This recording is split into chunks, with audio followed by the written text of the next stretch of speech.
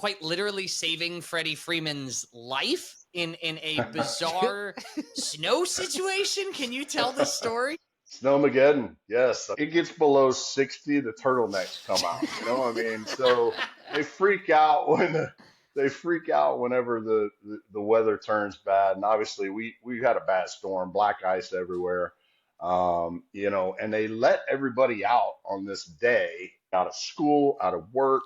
You know, the guys are down at the stadium, 45 minutes from where Freddie and I live. Freddie and I live maybe a quarter of a mile from each other.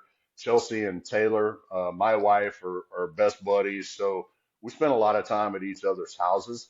And so Freddie, they sent everybody home from the stadium because they were like, the weather's turning really, really bad. And it took him 11 hours to get from Turner Field to just off the interstate where, you know, that was our exit. And he had no battery left on his phone, and he was out of gas. And I was like, he's gonna freeze to death if he stays in his car. But I didn't want to drive either.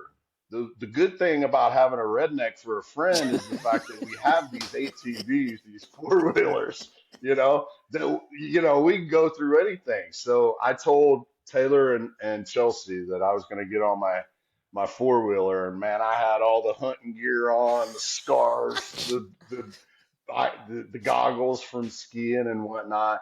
And here I go, and it took me about 15 minutes to get to him and a couple of close calls with some vehicles along the way. But I could just remember I have to make an entrance when I get there.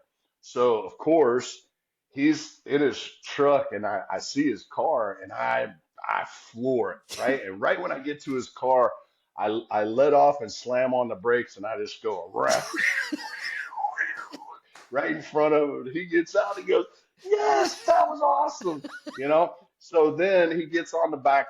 I've got a backpack full of clothes for him because it's cold now. And so we take off from my house.